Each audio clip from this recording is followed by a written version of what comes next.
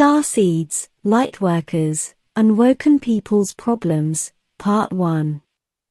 Hello again, thank you for joining me here once more.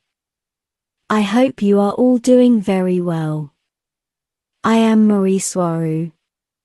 This is a very large and important subject, so this is just an introduction, and the basic concepts that are needed to understand it. But I will be expanding on each one of the Starseeds' many problems as we go along. I will open a new playlist for this series. It will be called Starseeds, of course. I hope you like it. One of the hardest existential problems for anyone is to have a deep inner knowing that you do not belong where you are, and I mean to belong to the family, culture, species, or even planet they are in. I'd like you to also watch my video titled, What is a Soul?, recently published. It can help with expanding the context for this video. Right now on Earth, there are millions of starseeds and more coming every year. That is another reason why there are so many people on Earth right now, because there are not only the same old souls that have been reincarnating there for several life cycles, through thousands and thousands of years, but there are countless new ones too, entering to have at least one strong and amazing experience as a human. According to Dolores Cannon, since around the year 1950, there have been 3 waves of volunteer souls that have entered physicality on Earth to help raise the planet's vibration, to be able to help advance the souls who have been reincarnating themselves several times in there, and to be able to move Earth into a new, much more positive stage she calls New Earth. This is a very good explanation as to why there are so many starseeds incarnating on Earth at this time, but in my perception, a lot more is going on with this, as my group and I see that many souls want to incarnate on Earth precisely because it is hard to live there, so they gain a lot of expansion and experience in one short, chaotic, highly fulfilling and frightening experience as a human, all this making them grow a lot in their consciousness and awareness.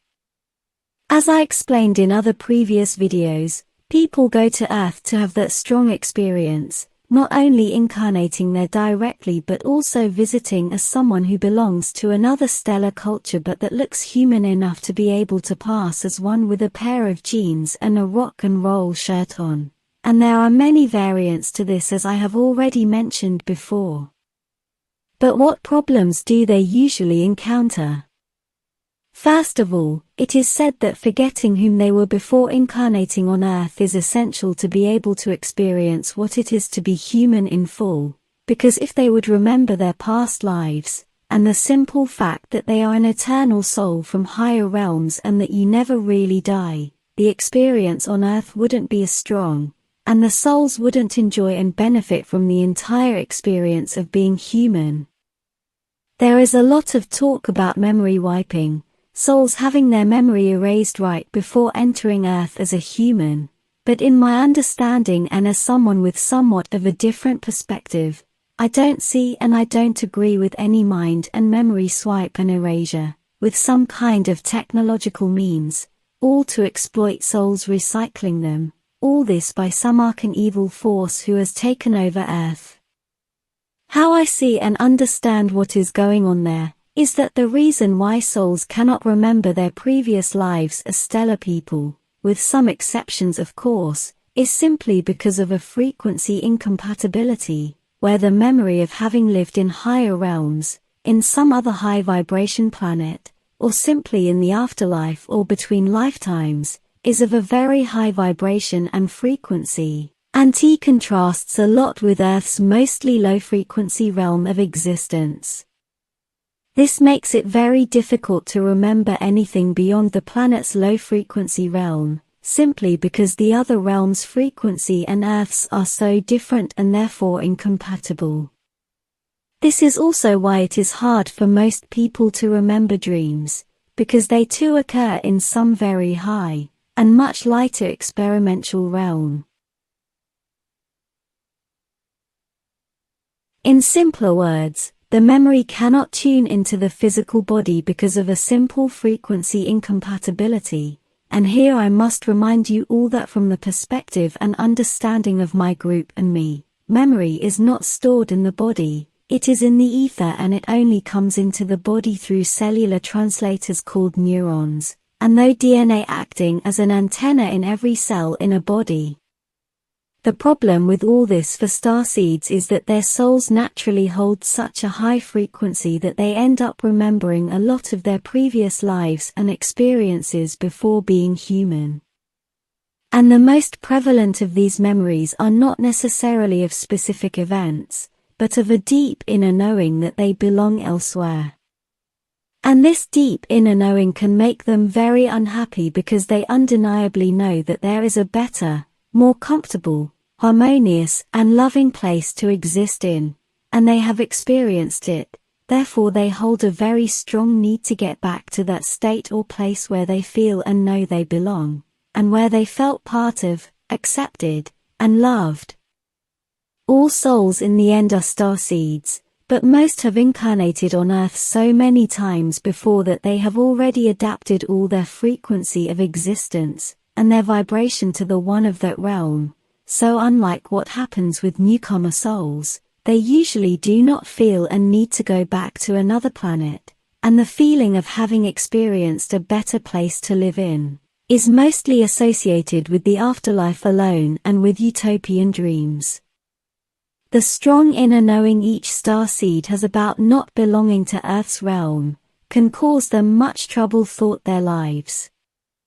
First of all, they face ridicule and gaslighting from their immediate family and friends, making them feel inadequate, damaged, crazy, or simply making them feel that there is something wrong with them, causing the starseed to enter a stage of self-denial, where they will try to adapt to their environment as best as they can. But this is only a stage starseeds go though, as they soon encounter the inescapable fact that they cannot stop being who and what they truly are. Although I must sadly say that many can stay at that stage, and even be absorbed into the matrix, becoming more humans, being impossible to differentiate one from the other. But for many starseeds, the strongest ones will end up realizing that it is impossible to adapt to a world that is intrinsically sick, and it is when they realize this that they will start to understand that they must develop skills to be able to navigate and manage their existence there. As a starseed grows older, it will start to realize that it cannot explain to its family and to most of its friends who they truly are. As I've said before, they only see what the starseed says as irresponsible fantasy, as not living in reality and with the feet on the ground, and many times it is also seen as simple madness. The starseed will soon understand that he or she must live a double life as best as possible, without going against their personal values and principles, and this can be very hard to achieve, more for some than for others, depending on the people who surround them. The good thing is that if a starseed is consistent and congruent enough with its values, sooner or later it will gravitate towards other like-minded people, or those will gravitate to the starseed, depending on the strength and vibration it holds.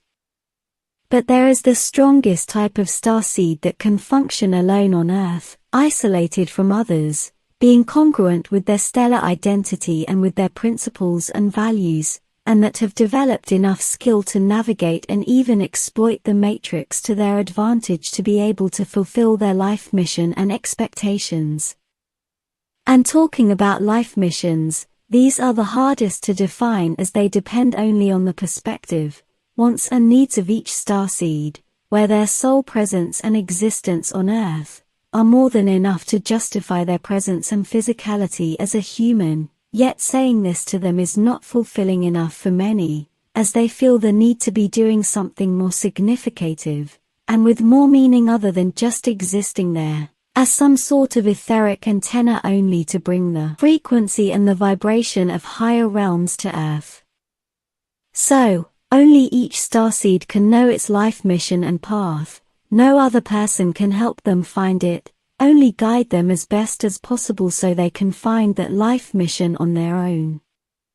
But one of the most important elements to achieve this is to first clearly know who you are, not needing anyone to corroborate it, knowing that you have enough truth and congruency within yourself to know and accept your otherworldly identity, and that you will never be able to adapt yourself to the expectations of being a human, living in that highly chaotic world and realm. To be continued in part 2. Thank you for watching my video and for liking and subscribing. Take care. Your friend, Mari Swaruu.